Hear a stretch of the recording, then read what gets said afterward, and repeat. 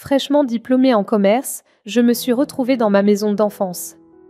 Je m'appelle Anne, j'ai 22 ans, et honnêtement, je n'avais pas prévu de retourner vivre chez mes parents, mais me voilà.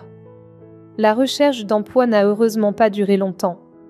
En une semaine, j'ai décroché un poste chez Davison Marketing avec un salaire plutôt correct et des primes de performance prometteuses. Ce soir-là, pendant le dîner préparé par maman, j'ai partagé la bonne nouvelle. Je pensais rester ici environ 3 mois, économiser un peu d'argent puis prendre mon propre appartement. Le bruit des fourchettes contre les assiettes s'est brusquement arrêté. Maman et papa ont échangé un de leurs regards, de ceux qui annonçaient toujours des problèmes. Déménager. Maman a posé sa fourchette.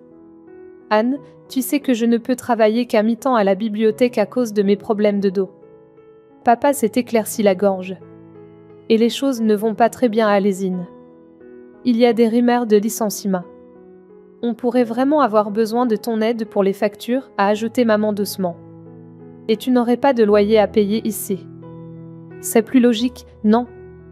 J'ai fixé mon rôti à moitié mangé, me sentant piégée. Ils avaient raison, d'une certaine façon. Si c'était mes parents, après tout. Je suppose que je pouvais rester plus longtemps. La vie est tombée dans une routine après ça. J'allais au travail, je rentrais à la maison, je payais les factures, et maman s'assurait que le dîner était toujours sur la table. Ça semblait acceptable, gérable même, jusqu'au week-end dernier, quand ma sœur Sophie est arrivée avec son mari Michel et leurs enfants Emma et Lucas. Le changement chez mes parents était comme si quelqu'un avait appuyé sur un interrupteur. « Oh, mes précieux anges !» s'est exclamée maman en prenant Emma, 4 ans, dans ses bras, pendant que papa hissait Lucas sur ses épaules. « Sophie chérie, tu es magnifique. Comment vas-tu? Raconte-nous tout ce que tu fais. » Je suis restée dans l'encadrement de la porte, regardant mes parents s'extasier sur leur fille aînée et sa parfaite petite famille, la façon dont ils buvaient ses paroles, demandant des détails sur les choses les plus banales, comment allait son jardin, quel nouveau mot Lucas avait appris, comment se passait son club de lecture. Il n'avait jamais montré ce genre d'intérêt pour ma vie, même quand j'étais sur la liste du doyen ou que j'avais gagné le prix du leadership de l'école de commerce. Anne, sois gentille et fais du café, a lancé maman par-dessus son épaule, sans même me regarder alors qu'elle faisait rebondir Lucas sur ses genoux. Debout dans la cuisine ce jour-là, écoutant les rires de ma famille depuis le salon, je ne pouvais m'empêcher de repenser à comment les choses avaient toujours été ainsi. Sophie, de 7 ans mon aînée, avait toujours été la vedette de notre famille, tandis que j'étais reléguée au rôle de figurante. Je me souviens d'être assise à la même table de cuisine quand j'avais 11 ans, montrant à maman mon bulletin rempli d'excellentes notes. Elle l'avait à peine regardé avant de retourner à sa conversation avec Sophie sur ses candidatures à l'université. « C'est bien, Anne, avait-elle dit distraitement en me faisant signe de partir. « Sophie, ma chérie, quelles universités sont tes premiers choix ?» Ces années étaient toutes consacrées aux réussites de Sophie au lycée. Chaque conversation au dîner tournait autour de ses notes, de ses activités extrascolaires, de sa préparation à l'université. Je restais assise là, silencieusement, à manger mes petits pois pendant que maman et papa buvaient les paroles de Sophie sur ses cours avancés et ses visites d'université. Tout a changé encore plus dramatiquement quand Sophie a été acceptée à l'université. J'avais 11 ans à l'époque, et je me souviens encore de cette conversation au dîner comme si c'était hier. « Nous sommes si fiers de toi, ma chérie », s'était exclamée maman, les larmes aux yeux. « On va y arriver, n'est-ce pas, Robert ?» Papa avait hoché la tête solennellement. « Nous prendrons un prêt étudiant. Notre Sophie mérite la meilleure éducation possible. » Une semaine après le départ de Sophie pour l'université, ils m'ont fait asseoir pour une conversation différente. « Anne, avait dit papa d'une voix sérieuse, nous devons nous serrer la ceinture pendant un moment. Les remboursements du prêt et les dépenses universitaires de Sophie sont importants. C'est là que les choses ont vraiment changé. Alors que mes camarades de classe avaient de nouveaux téléphones chaque année, j'ai gardé mon vieux téléphone à clapet jusqu'à ce qu'il tombe littéralement en morceaux. Quand j'avais besoin de nouveaux vêtements, nous allions dans des friperies au lieu du centre commercial. Les cadeaux de Noël sont devenus des objets pratiques comme des chaussettes et des fournitures scolaires. Mais il n'oubliait jamais d'envoyer de l'argent à Sophie. « Ta sœur doit se concentrer sur ses études », disait maman en écrivant un autre chèque. Nous ne pouvons pas la laisser se stresser pour l'argent. J'ai appris ma leçon tôt. À 15 ans, j'ai rejoint tous les clubs et participé à toutes les compétitions académiques possibles. Je restais debout tard pour étudier, pas seulement pour avoir de bonnes notes, mais pour avoir des notes parfaites. J'écrivais des dissertations pour des concours de bourse jusqu'à ce que mes mains soient cramées, parce que je savais qu'il n'y aurait pas de prêts étudiants pour moi. Ça a payé. J'ai obtenu une bourse complète pour l'université d'État, et je me souviens encore du soulagement sur le visage de mes parents quand je leur ai dit qu'ils n'auraient pas à dépenser un centime pour mon éducation. Pendant ce temps, Sophie a obtenu son diplôme, a trouvé un emploi à Brighton et s'est rapidement mariée avec Michel, son amour de fac. En 2 ans, elle a eu Emma, et Lucas a suivi peu après. Mes parents étaient aux anges. Leur fille parfaite avait créé une famille parfaite. Maintenant, chaque visite mensuelle suivait la même routine. Sophie et Michel arrivaient avec les enfants, et avant même que je puisse dire bonjour correctement, Sophie planifiait déjà son week-end. « Anne, tu vas garder Emma et Lucas pendant qu'on fait du shopping, n'est-ce pas ?» disait-elle, sans vraiment poser la question. Michel et moi n'avons presque plus de temps pour nous ces jours-ci. Les premières fois, j'ai essayé de suggérer que nos parents pourraient les garder à la place. « Oh, ma chérie, disait maman en se frottant le dos, tu sais que c'est difficile pour moi de suivre des jeunes enfants, et ton père a besoin de se reposer le week-end. » Alors me voilà, passant encore un samedi à regarder la Reine des Neiges pour la 1e fois avec Emma pendant que Lucas essayait de colorier sur les murs de ma chambre. Sophie et Michel étaient partis déjeuner avec des amis, et nos parents jardinaient, jetant occasionnellement un coup d'œil pour demander si j'avais besoin de quelque chose, comme s'ils me rendaient service. J'essayais de me consoler en me disant que ce n'était qu'un week-end par mois, juste un week-end à être la baby-sitter fiable et gratuite pendant que tout le monde vivait sa vie. Une année est passée dans ce rythme mensuel de garde d'enfants et de factures. Je m'y étais presque habituée. Presque. Puis est venu l'appel téléphonique qui allait complètement bouleverser ma vie déjà compliquée. Je faisais la vaisselle après le dîner quand j'ai entendu le téléphone de maman sonner. Depuis la cuisine, je pouvais l'entendre. « Sophie ?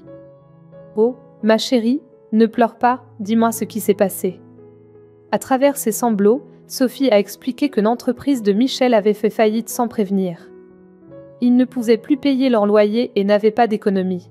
« Est-ce qu'on pourrait peut-être rester chez vous pendant un moment ?» La voix de Sophie était si forte à travers le téléphone que je pouvais l'entendre clairement. « Bien sûr que vous pouvez », s'est exclamée maman sans une seconde d'hésitation.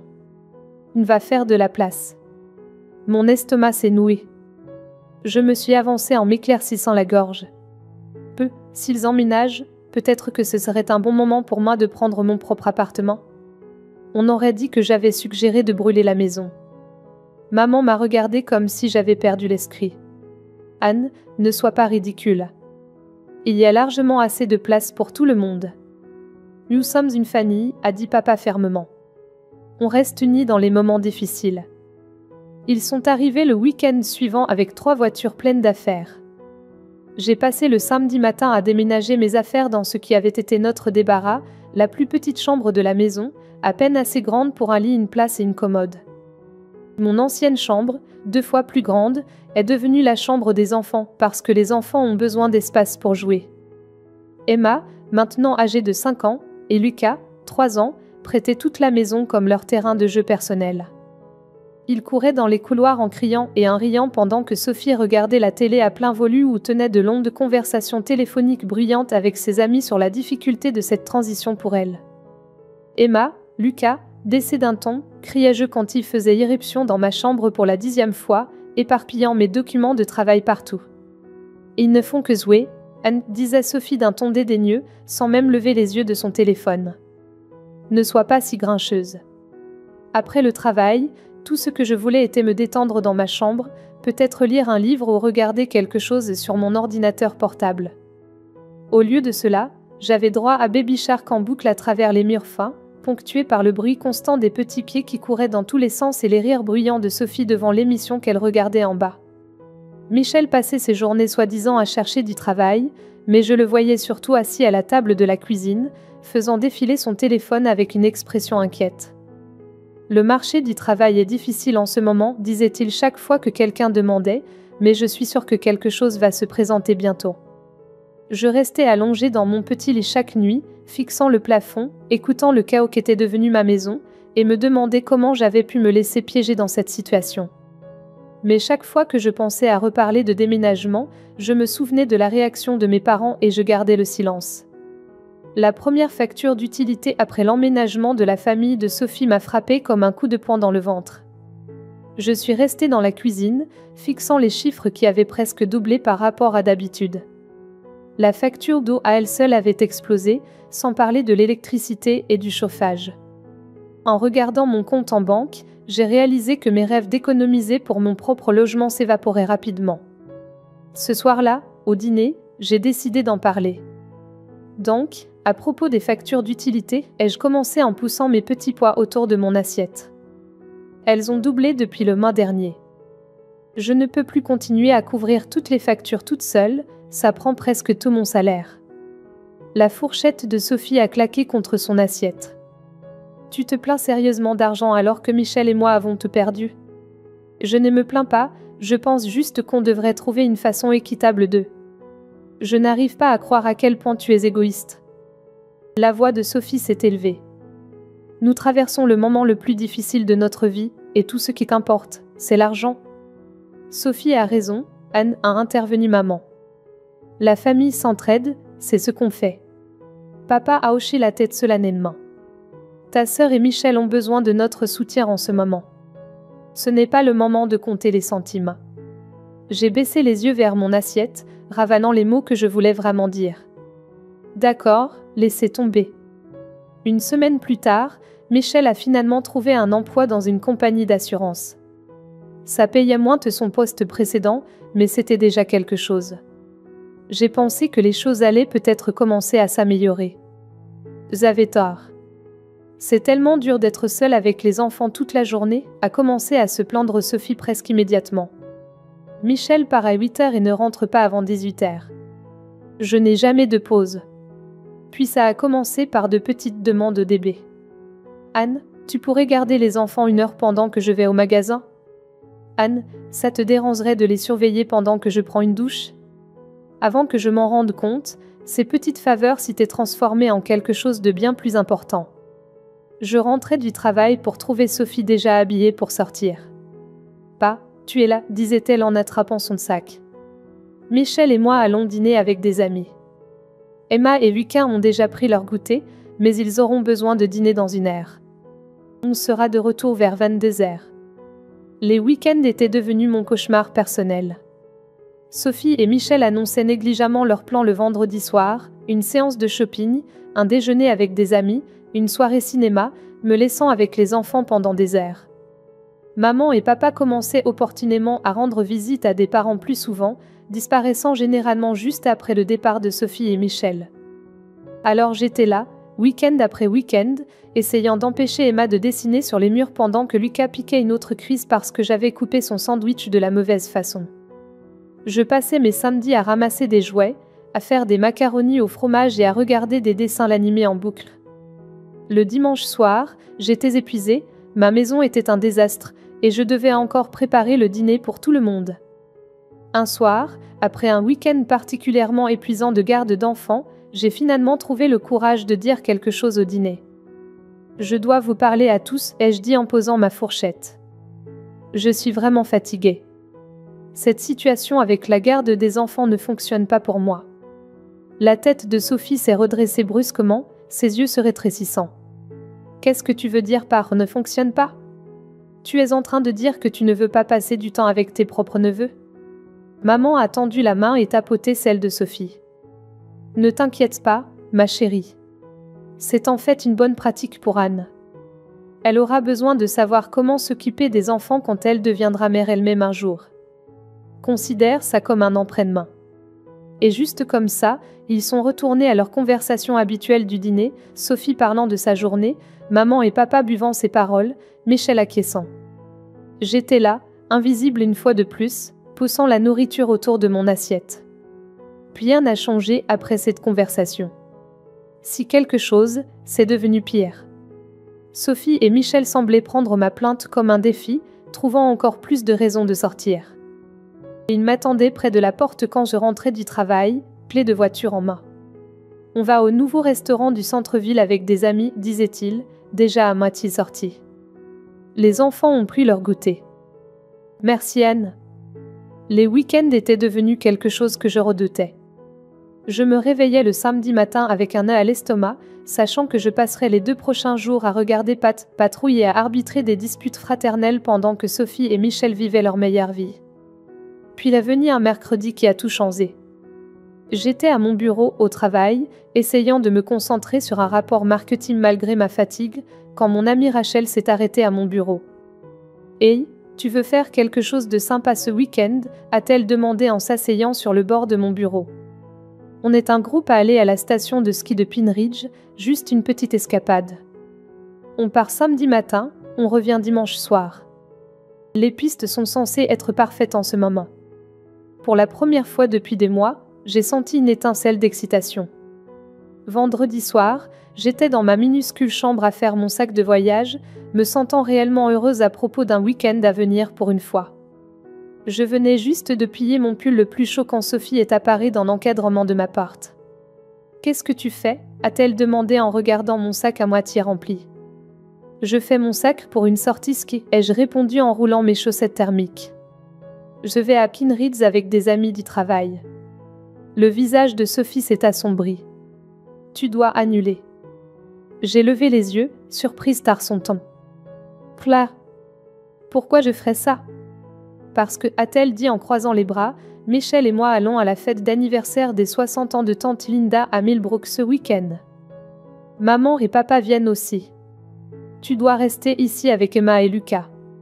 Je n'ai pas pu m'empêcher de rire, vraiment rire aux éclats devant l'audace pure de tout ça. Tu plaisantes, non, ai-je dit en continuant à plier mon pantalon de ski. Tu ne peux pas sérieusement t'attendre à ce que j'annule mes plans parce que tu n'as pas pris la peine de me parler des tiens. Le visage de Sophie est devenu rouge. Ce n'est pas drôle, Anne. Tu es complètement déraisonnable. Non, ce qui est déraisonnable, c'est de supposer que je vais tout laisser tomber au dernier moment pour être ta babysitter personnelle. Encore. La bouche de Sophie est restée ouverte. Elle est restée là un moment, bafouillant, avant de tourner les talons et de sortir en trompe de ma chambre. Maman, papa, Michel. Je pouvais l'entendre crier dans le couloir. Vous ne croirez jamais ce qu'Anne est en train de faire. J'ai continué à faire mon sac, mes mains tremblant légèrement de colère. Le tonnerre de pas a annoncé l'arrivée de la cavalerie. Ma minuscule chambre semblait encore plus petite alors que Sophie, Michel et mes parents s'y entassaient. Le visage de maman affichait déjà cette expression déçue que je connaissais si bien. « C'est quoi cette histoire de ski » a-t-elle exigé, les mains sur les hanches. « Exactement ce que ça a l'air d'être » ai-je répondu en fermant mon sac de voyage. « Je vais à la station Pine Ridge avec mes amis pour le week-end. »« Mais tu ne peux pas » s'est exclamée Sophie. « Nous avons la fête de tante Linda. »« Non, vous avez la fête de tante Linda » ai-je corrigé. Je me suis arrêtée dans ce que je faisais et me suis tournée pour leur faire face à tous. Pourquoi est-ce que j'entends parler de cette fête seulement maintenant ? Pourquoi n'ai-je pas été incluse dans la planification ? Maman a hésité, semblant mal à l'aise pour la première fois. Sophie est intervenue, sa voix dégoulinante de condescendance. Nous en avons tous discuté et décidé que ce serait le mieux pour tout le monde. Nous allons à la fête, tu gardes les enfants. C'est l'arrangement le plus logique. Vous en avez tous discuté, ai-je répété lentement, sans moi, et décidé ce que je ferais de mon week-end. Comme c'est pratique. Eh bien, tu ne peux pas vraiment amener de petits-enfants à une fête sophistiquée, a reniflé Sophie. Tante Linda a spécifiquement dit pas d'enfants. J'ai mis mon sac de voyage sur mon épaule. Ça ressemble à un problème qui vous concerne. Qu'est-ce que c'est censé vouloir dire ? Michel a finalement pris la parole, fronçant les sourcils. Ça veut dire exactement ce que ça a l'air de vouloir dire. J'ai des plans, je vais faire du ski. Vos enfants sont votre responsabilité, pas la mienne. Si vous ne pouvez pas les emmener à la fête, soit vous n'y allez pas, soit vous engagez une babysitter. Une babysitter, a hurlé Sophie. Avec quel argent ? Encore une fois, pas mon problème. Je me suis tournée pour leur faire face à tous, me sentant soudainement plus forte que je ne l'avais été depuis des mois, peut-être des années. Laissez-moi être parfaitement claire. Je vais faire du ski demain. J'en ai fini d'être votre babysitter gratuite et pratique. J'en ai fini de voir mes week-ends détournés, mes plans ignorés et ma vie traitée comme si elle n'avait pas d'importance. Si tu as besoin de garde d'enfant, Sophie, c'est ta responsabilité en tant que parent. Arrête de supposer que je serai toujours là pour ramasser tes morceaux. Le silence qui a suivi était assourdissant. Ils me regardaient tous comme si je m'étais soudainement mise à parler en angle. La bouche de Sophie s'ouvrait et se fermait comme un poisson hors de l'eau. Maman avait l'air d'avoir été giflée. Papa semblait essayer de disparaître dans l'encadrement de la porte, et Michel, eh bien, Michel se tenait juste là avec la même expression confuse qu'il arborait depuis que son entreprise avait fait faillite. Le moment de silence choqué n'a pas duré longtemps. Le visage de Sophie s'est froissé et elle a éclaté en sanglots théâtraux, couvrant son visage de ses mains. Michel a marmonné quelque chose qui ressemblait distinctement à Vindrat dans sa barbe. « Comment oses-tu » La voix de maman s'est élevée. « Après tout ce que nous avons fait pour toi, tu es complètement irresponsable. » Égoïste, a ajouté papa en secouant la tête. Absolument égoïste. Je suis restée là, mon sac de voyage toujours sur l'épaule, regardant ma famille se transformer en un cœur grec d'accusation. Les mots me passaient dessus, égoïste, ingrate, inconsidéré, immature, chacun destiné à couper profondément, à me remettre à ma place. Puis maman a délivré ce qu'elle pensait clairement être le coup de grâce. Si tu franchis cette porte demain, ne prends pas la peine de revenir dans cette maison. À la surprise de tous, j'ai éclaté de rire. Pas un ziv nerveux, mais un vrai rire sans sève. Ils m'ont tous regardé comme si j'avais perdu l'esprit. Vous savez ce qui est drôle, ai-je dit en essuyant des larmes de mes yeux. Je rêve de déménager de cette maison depuis des mois. Je n'avais juste pas le courage de le faire. Mais vous voilà, me donnant la parfaite excuse. Alors merci, maman. Sors, a hurlé Sophie, ses faux sanglots oubliés dans sa rage. Sors tout simplement. Avec plaisir.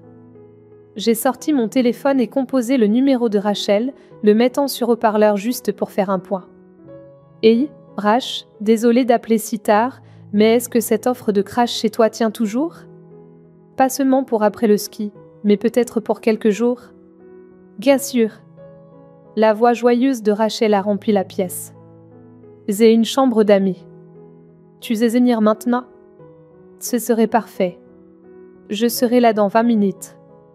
J'ai passé les 15 minutes suivantes à rassembler tout ce que je pouvais faire tenir dans ma voiture, vêtements, documents importants, objets personnels.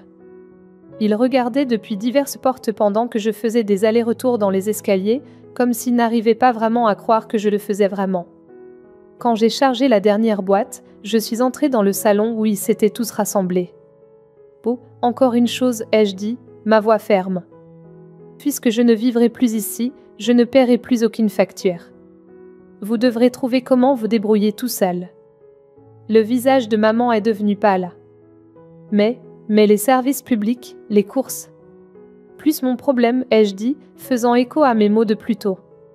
Je me suis tournée et suis sortie par la porte d'entrée, ignorant les appels soudainement paniqués de maman derrière moi. Le trajet jusqu'à chez Rachel était un mélange fou d'adrénaline et de soulagement. Mon téléphone ne cessait de s'allumer avec des appels et des messages, des SMS en colère de Sophie, des romans de culpabilisation de maman, des désapprobations sévères de papa. Je les ai tous ignorés. Le lendemain matin, Rachel et moi sommes partis pour la station Pine Ridge comme prévu. Pour la première fois depuis ce qui semblait être une éternité, j'ai passé un week-end à faire exactement ce que je voulais faire. Nous avons skié, nous avons ri, nous avons bu du chocolat chaud près du feu, et pas une seule fois je n'ai eu à m'inquiéter des enfants de quelqu'un d'autre ou de leurs problèmes. De retour dimanche soir, j'ai ouvert mon ordinateur portable et commencé à chercher des appartements. Avec mon salaire ne servant plus à soutenir ma famille, je pouvais en fait me permettre un endroit décent. Mercredi, j'avais trouvé un petit mais lumineux appartement d'une chambre dans un bon quartier de la ville, à seulement 15 minutes en voiture de mon bureau. Ma première semaine dans mon nouvel appartement a été comme réapprendre à respirer. Chaque matin, je me réveillais dans un silence béni, pas d'enfants qui crient, pas de télé qui hurle, pas de soupir culpabilisant de ma mère. Je pouvais faire du café et le boire pendant qu'il était encore chaud. Je pouvais passer mes soirées à lire ou à regarder ce que je voulais sur Netflix. Les messages continuaient d'arriver cependant. Je ne répondais pas aux appels, mais je ne pouvais m'empêcher de lire les SMS. Ils suivaient un schéma prévisible. Maman, comment peux-tu abandonner ta famille comme ça? Nous avons besoin de toi. Sophie, tu es tellement égoïste. Les enfants n'arrêtent pas de demander où est Anne. Papa, ta mère est très bouleversée. Tu dois arranger les choses. Les messages alternaient entre culpabilisation et colère, accusation et supplication. Je les lisais tous mais ne répondais à aucun. Mon silence semblait les rendre encore plus fous. Ils n'étaient pas habitués à ne plus avoir de pouvoir sur moi. Après une semaine de ce manège, j'étais assise sur mon nouveau canapé quand le numéro de maman s'est encore affiché sur mon téléphone. Cette fois, j'ai décidé de répondre. Anne. La voix de maman était tranchante. Je n'arrive pas à croire que tu as ruiné tout notre week-end. La fête de tante Linda a été complètement perturbée à cause de ton comportement égoïste. Sophie et Michel n'ont pas pu venir parce que tu as refusé de garder les enfants. Maman, stop, ma voix était calme mais ferme. Et juste, stop. J'en ai fini avec tout ça. J'en ai fini d'être traitée comme une servante dans ma propre maison. J'en ai fini d'être censée tout sacrifier, mon temps, mon argent, ma vie, pour la commodité de tout le monde. J'en ai fini d'être le distributeur automatique de billets de la famille et la baby-sitter gratuite tout en étant traitée comme si je ne comptais pas. Il y a eu une longue pause à l'autre bout. Quand maman a repris la parole, sa voix avait changé pour adopter ce ton mielleux que je connaissais si bien. Ma chérie, je sais que les choses n'ont pas été parfaites, mais nous sommes une famille. Nous avons besoin de toi. Les factures ce mois-ci, nous avons du mal sans ton aide. Pilo, Nama. J'en ai fini. Peut-être qu'un jour nous pourrons avoir une relation à nouveau, mais ce sera à condition régale. Plus de manipulation, plus de culpabilisation, plus de me traiter comme un portefeuille ambulant ou un service de garde d'enfants gratuit. D'ici là, j'ai besoin d'espace pour vivre ma propre vie. J'ai raccroché et immédiatement bloqué son numéro. Puis j'ai parcouru mon téléphone et les ai tous bloqués, maman, papa, Sophie, même Michel. Je les ai aussi bloqués sur les réseaux sociaux. C'était à la fois terrifiant et libérateur, comme couper des lignes d'ancrage dont je n'avais même pas réalisé qu'elles me retenaient. Peut-être qu'un jour je serai prête à avoir ma famille à nouveau dans ma vie. Peut-être qu'avec assez de temps et de distance, nous pourrons construire quelque chose de nouveau, quelque chose de puissant, avec des limites et du respect. Peut-être pas. Dans tous les cas, j'en ai fini de sacrifier mon propre bonheur et mon bien-être pour répondre à leurs demandes sans fin.